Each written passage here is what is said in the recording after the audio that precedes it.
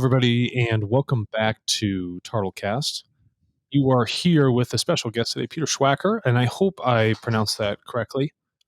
He is leading the IT security over at Axiom Technology Group, and they do a phenomenal job of managing services for some of the business names and the biggest names in the business, including many private equity clients. And we all understand now that data is the key driver for businesses. And if you're not a technology business, you're essentially out of business.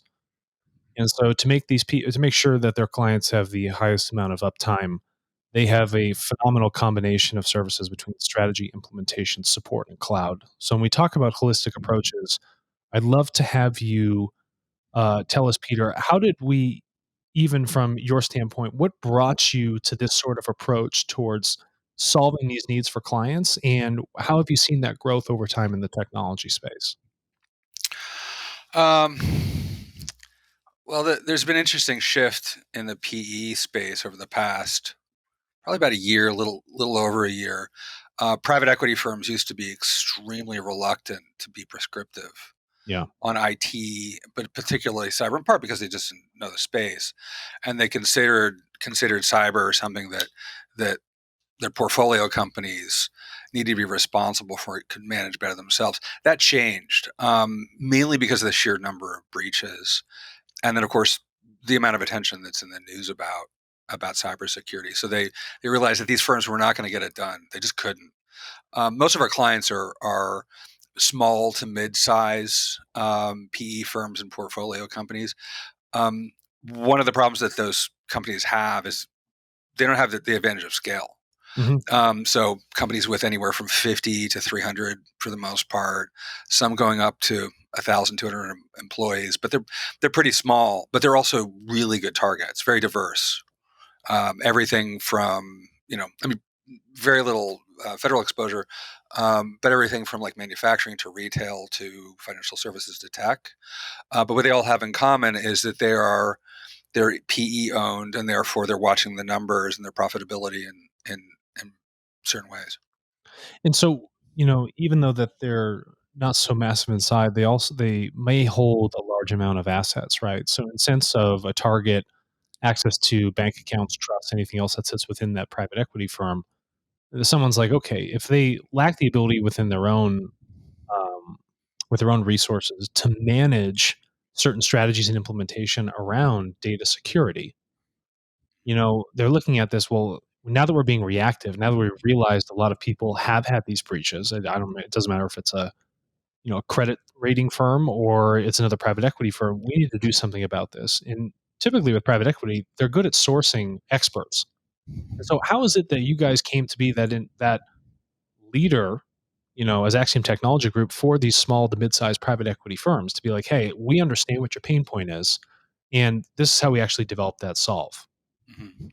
It started with us through due diligences. So for those who don't know, when a PE firm buys or is going to perform some sort of corporate fundamental change with a company, it has to go through due diligence, which is about making sure that you understand the value of an asset and any liabilities are involved. Right.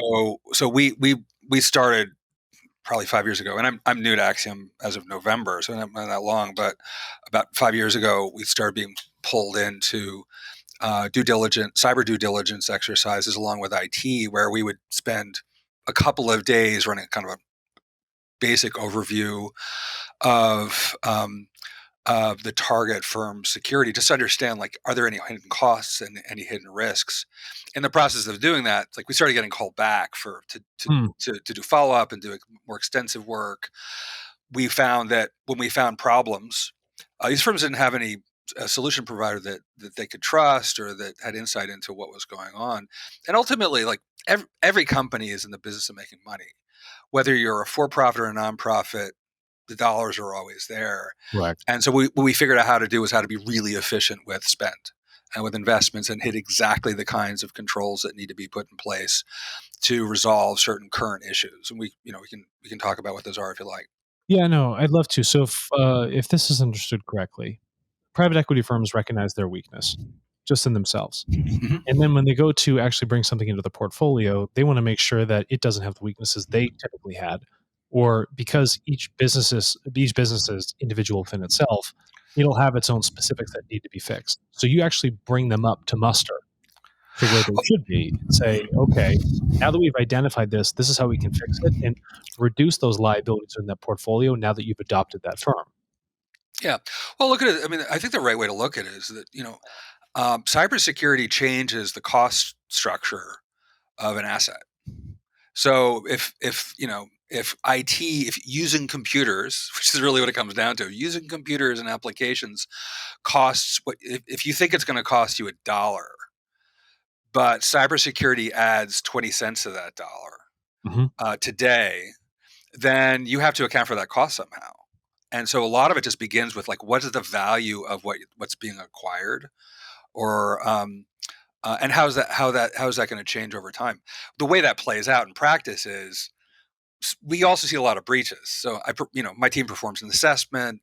There's a ransomware attack or business email compromise. We tend to get the phone calls. We also do a fair amount of incident response. I worked 2.5 breaches yesterday. One of them we're not sure about. Um, and this is how it goes. And so this year we'll probably deliver around 200 cybersecurity assessments. Wow. And about, gosh, we're, one out of four firms has some kind of significant cybersecurity incident over the course of a year. So it's amazing how much activity is around these things, but it really comes down to like what's the value of the asset and how it can change over time. That's interesting because when you talk about the asset and you talk about cybersecurity, you're really talking about protecting information.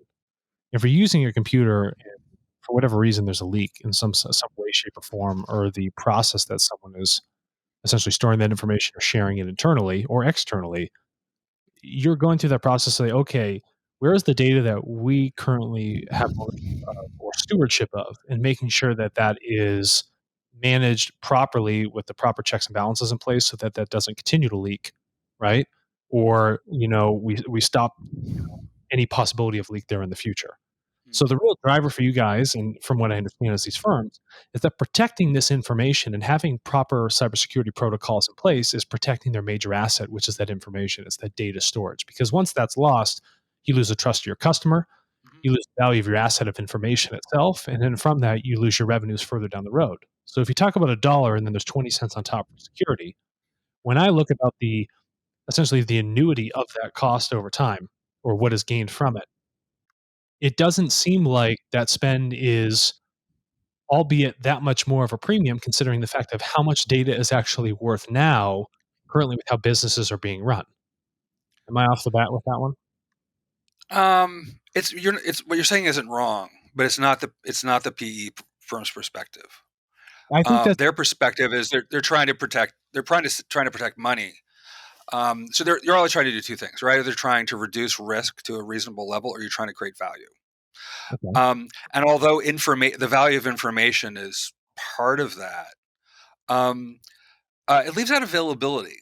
When we talk I mean, there are two kinds of ransomware, or there are two parts of a ransomware attack. Typically, there's the encryption of um, of systems that prevents them from being used, Mhm. and then there's disclosure of data. The one that people think about as ransomware, and you see this in the Colonial Pipeline attack, was like computers don't work. Yeah. Um, and people think about the disclosure of data later, oftentimes too late. But um, the companies can survive um, through data disclosure. I mean, it's embarrassing, and it doesn't. There's a lot of damage, but the thing Mhm. that actually creates more problems is impact on availability of systems. Um, the other kind of, there are really two attacks we see over and over again. There's Okay. ransomware with those two sort of prongs, the two outcomes, and the other is business email compromise. Mm. And two of the ones I saw yesterday were exactly that, where someone managed to get a hold of what was probably a reused password, log into Office 365, and use that to typically to convince somebody to send a wire, or to change the destination account for legitimate invoice or something like that. And in both cases, we're really talking about pretty direct impact on uh, on money, on the Okay. dollars and cents. Yeah, no, and that makes sense. Like, even in our own instance, we have pretty phenomenal security systems that we use. And individuals love going in with the DDoS and then running rainbow tables on Hmm. exposed passwords that have already been out there and then trying to use that against accounts. They do it all the time. But if I understand the genesis of this, right, money is what they're trying to protect. And in order to move that money, certain information has to be in place. I need to gain access to that email.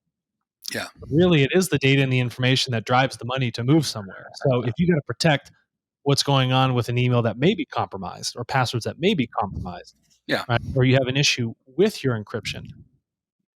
Those are those key drivers. If your data is not processing on a computer for Colonial Pipeline, you cannot actually see what's going through with those other assets, right? You have no way of monitoring these things. What are your system's checks and balances? Are they actually running properly?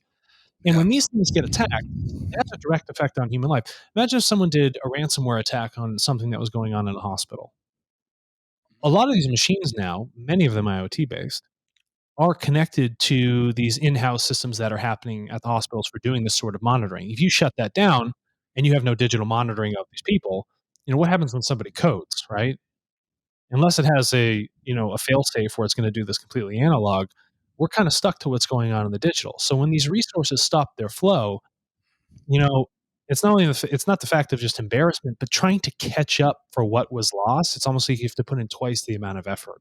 So what you guys are doing, I think, is extremely beneficial for a lot of firms. And if the top two things that you're saying are like, okay, one is you have an issue with the encryption within the ransomware, and other aspect around like leaked emails. These are the main targets, people need to begin to focus on it. So if you were to like share a message with our listeners and the IT executives that are on this, what are the things they should pay attention to that typically lead up to these points? Not the fact that it has happened, we got to do something, but where do you typically find the downfall when you go in and do that sort of consultative strategy with them? Actually, there's a third threat, Oh, which tell us. which is from the cybersecurity industry itself. Oh, We will take all your money if you let us. mhm. Yeah. And there's an incredible lack of precision, and failure to address real issues. And I've been in this game since like late '90s, and I work for vendors and service providers, and I'm ashamed to say that sometimes I push things that push products and services that were not really going to solve the problems that were really happening. Like I'm glad a you're being lot. I mean, yeah. Well, I mean, I'm getting old enough. I have to tell the truth now. I can't there help you myself. go. But uh, one of the things. I mean, one of the things I'm really proud of is that we help companies, help people zero in on exactly what's happening, and how to minimize the risk that the real current threats are going to occur. I can't address, I'm not going to address like 2 years from now today. I'm just not. The world moves too fast. But what I can say is, if you do, in terms of ransomware and malware, if you have like, sort of current, like, I'm not going to like name vendor names, with like a half dozen vendors that do really good endpoint protection and can protect against most of most malware.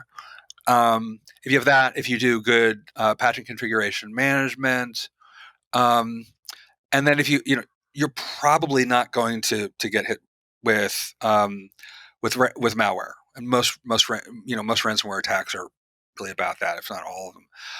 If you use phishing resistant multi-factor authentication, and you have good sort of email filtering and things like that, you're probably not going to get hit with business email compromise, because like MFA means you can have crappy passwords and Yep. be just fine. Not foolproof, not absolute. But the thing is, like, and I hate the story about like you don't have to outrun the bear or outswim the shark or whatever. But it's kind of true. Like the attacker is like, there's really behind all of this is a kind of economic um, um, disparity, right? For the bad guys are running a profit center. We, for our clients, are running a cost center. So the incentives are really radically different between what our adversaries are faced with, which is like they make investments in their security, they make money. My clients invest in security, they lose money, Yep. or they, I mean, it's, or immediately anyway. And hopefully they reduce the likelihood that they're going to lose more. Um, but I mean, our adversaries are always looking for the easier hits. Low hanging fruit, right? I mean, Low hanging, yeah. I mean, like I mean, they're get the probably slow. running spreadsheets like I do. Yeah. No, and people tend to think it's like something super, super complicated, but they just try the probability game all day and just look for weaknesses. Who's Yeah. slow? What's Well, if available? yeah, I mean, if you think that the world is all Stuxnet, which is an incredibly sophisticated attack, then you're going to miss out on the fact that most of these things are cookie cutter, repeated, process driven, and these are businesses run like businesses for the most part. Even when you're talking about like the kind of franchisees that exist, that people who, not so knowledgeable attackers like the Mariposa gang from 10 years ago, if you remember that, those guys were not very sophisticated, but they were buying code from somebody who was. And so um, automation is there. Is AI involved? I don't care, right? Do they even need it? Probably not most of the time. I don't see a lot of evidence of it.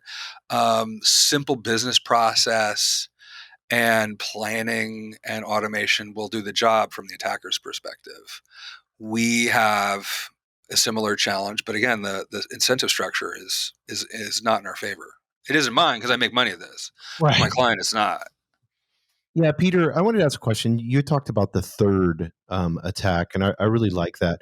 How many times with your IT strategies, when you guys go in there, do you see tools, software, like you were talking about vendors, where you had different people come in there at different times, and then they have all of these different products, and they're spending tremendous amount of money? How do you look at that from a budget perspective? Well, they're usually not. I mean, my clients, being smaller, tend not to be spending a lot of money. They tend to um, buy cheap, buy what their IT service provider tells them to buy, and it's usually something. Again, I don't want to name vendor names because, and sometimes I'm wrong about the progress. Where a given vendor is in terms of development of their product. A lot of these things get implemented wrong, so the tech isn't the problem; it's who put it in and how. But you know, um, I mean, it's never perfect, right? You're never going to just nail it. But if you focus on what's happening right now and then see to infrastructure, like one of the things that's almost always missing is cybersecurity policy. Mm. Why do you need cybersecurity policy? Because it makes everything else easy. Because a cybersecurity policy, like any corporate policy, is a statement of intent of the business about what's important to it, and then it sort of drives down to process procedure. Another thing that tends to be missing that's really important, but just infrastructure, is logging and and monitoring of the environment. So that's sort of table stakes. Um, Basic like asset inventory, knowing what you have, um, is something that's usually missing. And doing cybersecurity without an inventory of what you have, what your applications are, what your systems are, and stuff like that is next to impossible. But we see that all the time. Um, a lot of these things really come down to good or bad IT. I mean, it's not exactly true that like good IT gets you good security, but if you have bad IT, you're not going to have good security. So So that's a really relative term. So what defines a benchmark for good or bad? Is it different for how Axiom views it, or is it across the board? We know what the standard of poor IT is versus a good IT. mhm. A lot of it comes down to sort of industry standard and agreement, the so-called best practices. So we use standards published by the National Institutes of Standards and Technology, or NIST. Yep. There's a series of documents called NIST SP 800 series, specifically one called SP 853. Used to be very sort of governmenty, but it's been adopted by industry, and is available for anybody for free. It's good stuff, and so we rely on those things. We always then use that as a jumping off point, or we often use that as a jumping off point to apply, you know, what some call expert judgment. Um, but there's standards out there. They just need to be tailored according to the times. and what's happening now, what we see happening, we anticipate is going to happen over the next year, and then the business itself, because different businesses have different sort of IT structures and business priorities and risks. And now we found that a lot of firms typically think that, oh, we just put in the security solution and we're all set for the next 10, 15 years. We all know here that people evolve in the way they attack things. Mhm. Businesses evolve, our information, all these different channels. How is it that you evolve with your clients in the IT sense, so that as things do change, new levels, new standard, new ways of attack, new knowledge that you acquire, how does that get translated back to them so you can help them resolve and actually get ahead of that curve? Um, Two answers, and they are somewhat contradictory. Is one is that we pay a lot of attention to the news, and we compare what's happening between clients. So I have a really nice data set. Cool. Um, so I, we get the calls much of the time when there's a breach, even when we aren't pulled in for a breach. Um, we hear about it later. We find out that from people that we maybe haven't talked to in 6 months, they got hit, and they want to call. They want to. Oftentimes, we'll want to sort of redo an assessment to find out if anything changed or if they start to make progress. And so we get to track what happens in the real world across. I think last year we did about 130 assessments. So that's so one way is just sort of tracking things how things change. Um, at the same time, like most of this stuff, I mean, doesn't really change. This is all based on the same patterns that I've been observing since '98. And if you go, and it goes back further, like if you read, a classic uh, book on cybersecurity, one of the first really good ones was by Cliff Stoll, a book called The Cuckoo's Egg. It's a hell of a good read. You can buy it used on Amazon for $3 sometimes. That's I buy them like by the stacks of them and hand them out. And what he talks about things that um, about intrusion detection and incident response techniques. He was sort of invented for himself 25 years ago, I think. And if you go back to those original works like that, like I won't bore you with the papers, but if you go back in time a couple of decades, you find this stuff hasn't really changed that much. It comes down to know what you have, know what it does, and then think about how people are actually attacking at the time. Like people used to talk an awful lot about insider threat. Insider threat's not a big deal right now for most companies. It's just not. It takes the form of a sales rep taking the contact database with them when they quit. Like people right. aren't really worried about that. And there are a whole lot of threat scenarios that the many cybersecurity technology providers want to talk about because they're desperate for a use case. That's changed stuff. Actually, COVID fixed a lot of that. Oh, so do tell. So I used to go to. I mean, I try and go to the RSA conference in San Francisco every year because it would give me the opportunity to say throughout the year I have talked to every vendor in the space. Mm-hmm. And there were, when there were 500 vendors at the expo, and then there were 700 vendors in the expo up until last year, or the last in-person one, which I attended, which was second super spread event, by the way. Until then, I could visit every vendor and like talk for 5 minutes. Last year was impossible. I just didn't even try. The space had so many solution providers in it that it was impossible. And when you have that many technology providers, they kind of run out of use cases and they start inventing them. Interesting. Yeah. Next RSA in person, inshallah, it will be next February, and I'll get to go. I bet they're like a third of the vendors, and it'll become manageable again. And so you'll have a lot less inefficiency in the procurement game.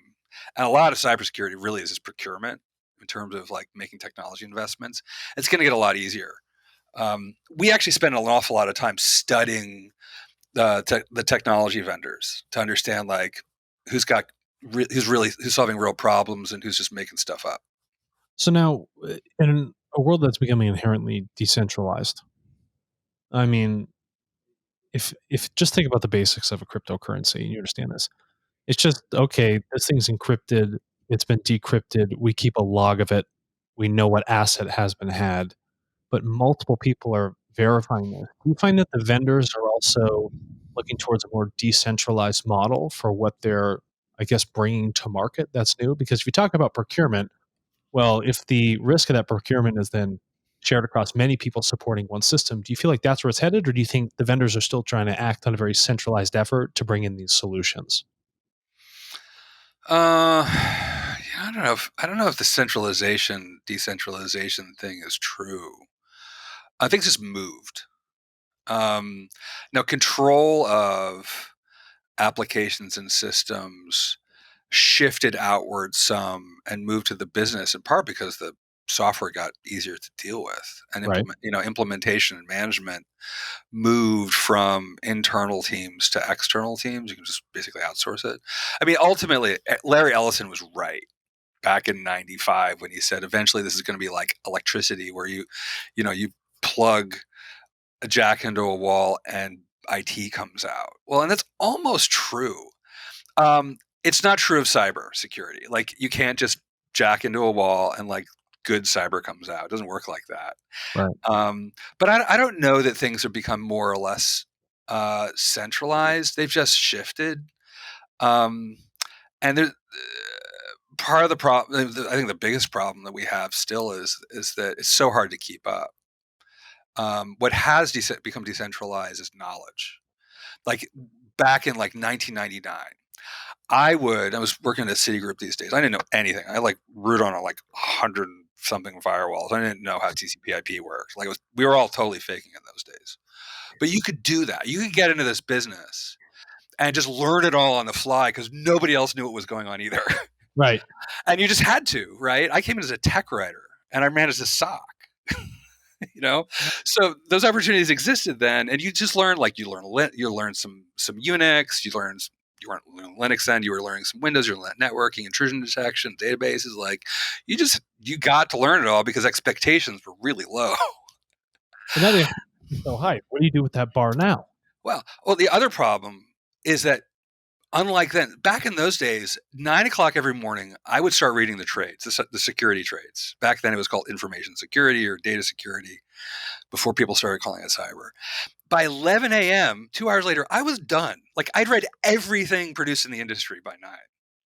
Today, I'm like desperate. And a lot of people in my position, like CISOs all over the place, for like, how do I keep tabs on this stuff? And so we spread it out among teams, but hardly anybody has a sense of the whole, which is why ultimately I'm like, okay, money, right? I have to grab onto some kind of conceptual anchor. Mm. In healthcare, it's supposedly it's client care. It's money. It's always money. Yeah. It's, They're yeah. Yeah, of Every course. every got a spreadsheet. Everybody's got a spreadsheet. Mhm. And so, but it's unfortunate now that you know um, hardly anything's user serviceable. So people can't get their hands into computers and like understand like flip dip switches and like Mhm. swap out memory. It's all very abstract. So instead of dealing with like computers, we deal with architectures, and we Right. deal with governance. Like, most cybersecurity these days, particularly when it comes to cloud, I mean, cloud really shifts everything way up to a level of an organization where it should and can be dealt with by a CISO like me. Problem is, there are hardly any of us out there. How do you become a CISO? Well, spend 20 years in the business, do Right. a little of everything. Well, in 20 years, we might be able to solve for 2021, but it'll be 2041 by then. And I bet it'll be worse, and we'll need more of us. So it's like there's a strange set of, like, when we talk about centralization, I think it's really about knowledge and being able to keep up. And I work at this stuff all the time, still can't keep up.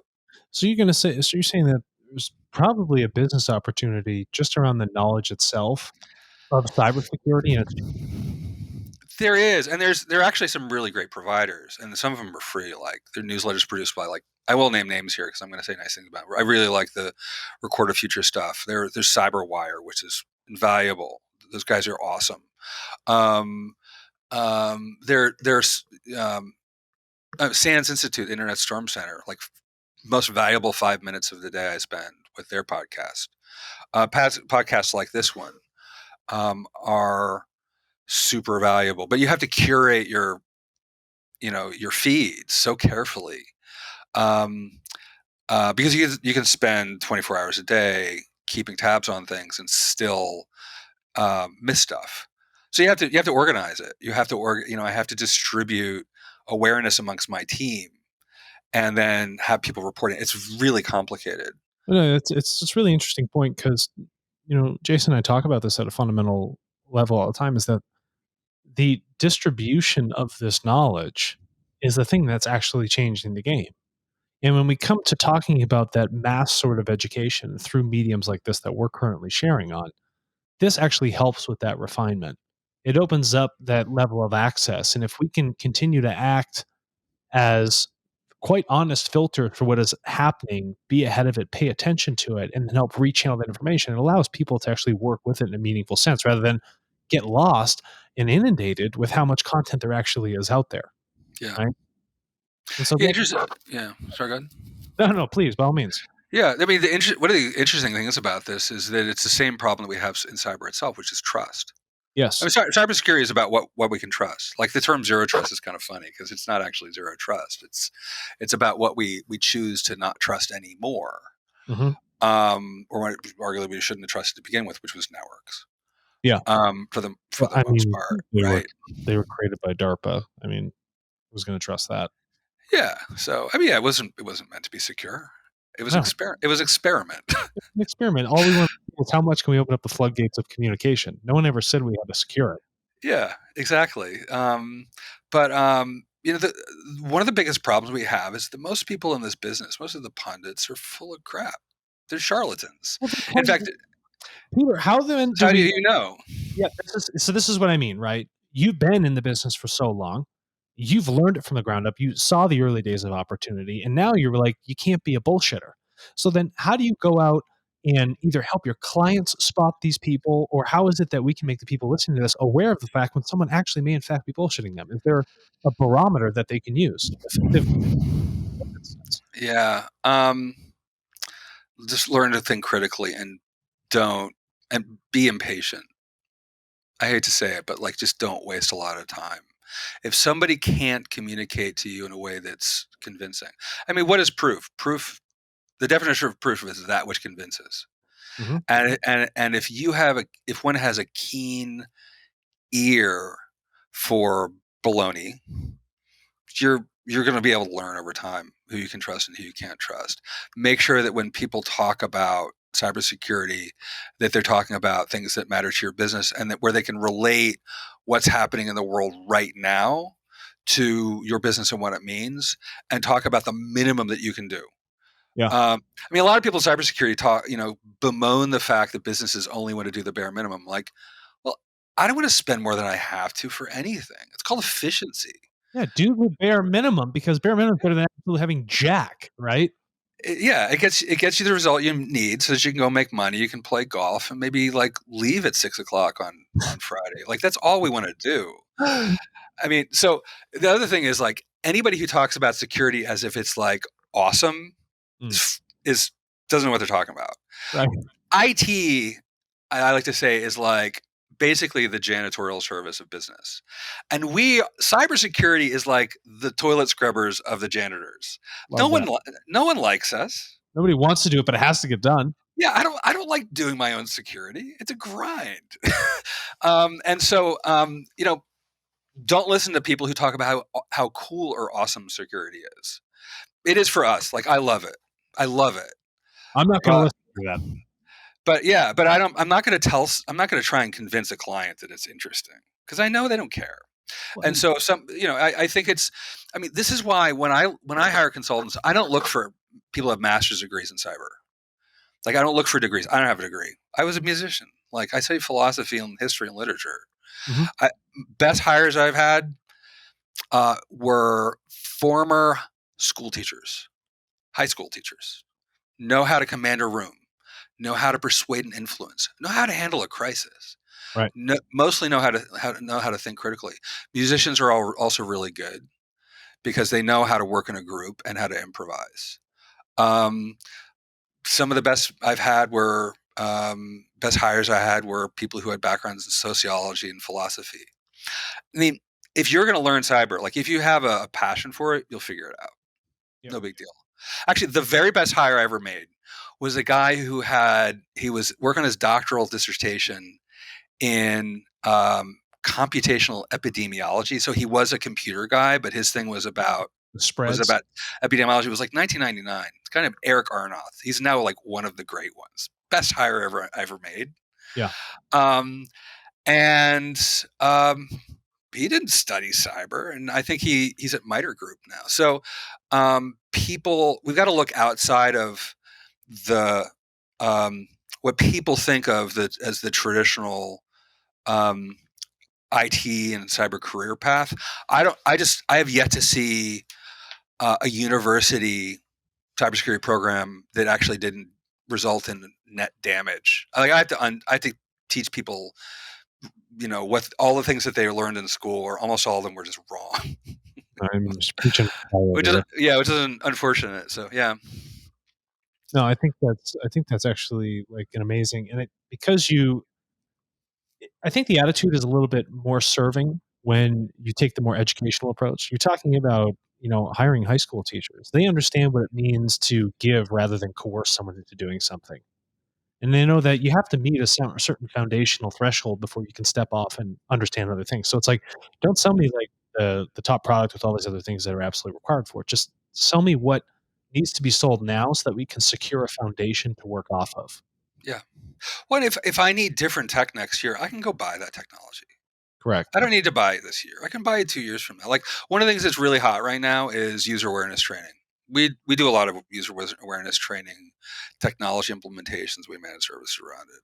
Pretty boring, Yeah. and it's fairly effective right now about at reducing the number of incidents of both the business email compromise for putting credentials into stuff, or passing invoices and things like that, and also running malware.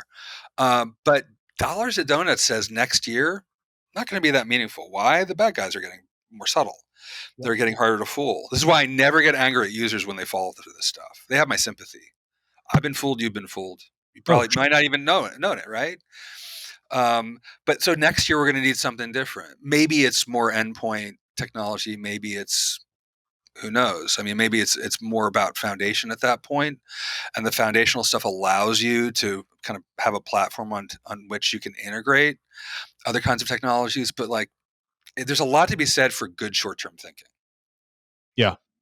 No, because good short term thinking, if it's really, really good, it allows for solid long term thinking, frankly. Yeah. Right? Well, and most companies are surviving quarter to quarter anyway. Even healthy ones do. Yep. It's not just the ones that are falling over that are thinking, my number is gonna look this quarter, next quarter, or this year. The best of them do, because this is mainly because of how the tax year is scheduled. you know, but that's just how it works. So I don't, the attackers are not thinking more than a couple of quarters out. Why should we? Yeah. I mean, listen, all you got to do is think as good as the enemy, right? And then if essentially where they said, the battle's won at that point. That's just perfect Sun Tzu. Yeah, I mean, you hire philosophers over there, so you guys would understand that. yeah, Peter, I yeah. wanted to Well, ask one last question to be respectful of your time. But if yeah. you had to leave, what advice, with all your years of experience, for CIOs or CTOs, what advice would you leave if you had to, come up with, a paragraph or a few sentences that you could leave from this podcast? Find out who you can trust. Find trusted advisors, people who can deliver the goods. And don't worry too much about, like, it doesn't matter so much like what business they come from. So like, we do some managed services, um, we do a lot of assessment services. Um, some say that there's a conflict of interest there. I'm really forward about it. Like, sometimes we offer like virtual CISOs, and there's some I want to sell them to. Just the other day, somebody was like, "Well, should we look to you for a fractional CISO?" I'm like, "No, I already do too much cyber for you." Right? That client understands that you can trust me well enough to say, "No, I won't offer it to you." Also, look for providers who have standards for their clients. Like, I have a kind of you must be this tall to ride set of standards. Like, if somebody doesn't have multi-factor authentication, I won't take them. If they don't have good endpoint security, I won't take them. Why? Because I don't want to get the phone call on Friday at 7 p.m., which is when the stuff tends to come in. And the other thing is, like, there's a certain professional pride. Like, if somebody isn't willing to do the basics, well, that's somebody I'm wasting my time with. There's somebody else I can help, because I'm in this business for three reasons. One, for fun. Two, for money, not necessarily in that order. Pays well. The third thing is, like, I want to see some change in the world. Yeah. And that means that I need real partners. So I'll leave you with this. Years ago, I was in a meeting with a university and the CEO of company I work for, and a sales rep. And the sales rep said something like, well, we want to have a partnership. And one of the people from the university was called baloney on it. And we went, well, what kind of partnership? And the CEO stepped in and he said, look, this is the nature of this partnership is this. We're going to help you solve some security problems, and you're going to help us by giving us money. That allows us to help other people with their security problems. So, like, having that kind of like bare knuckles transparency about what the nature of the partnership is will allow a business leader to understand who they can trust. And if people can't be that direct and can't be that transparent, they either lack the ability or the willingness to be a real partner. I gotta tell you, I don't know. I can't tell you how much I appreciate. You have this air of honesty, transparency, and a massive bullshit filter. And honestly, like, big high five to you. Some people may find it rather off-putting, and they're like, "Wow, that guy was a little jarring." But I think it's a great way to get down to brass tacks on just about everyone you have a conversation with, and that defines stronger relationships and partnerships moving forward. So, Yeah. Peter, thank you for being who you are. Thank you for championing what's going on with Axiom. Thank you for all those years you sat in front of the computer and read that stuff and tried to learn it after being a musician when you were at Citigroup. Like, these things have evolved into a mindset that, frankly, I see doesn't have very many security leaks in it itself. Well, thank you. It was fun talking to you. No, listen, much appreciated.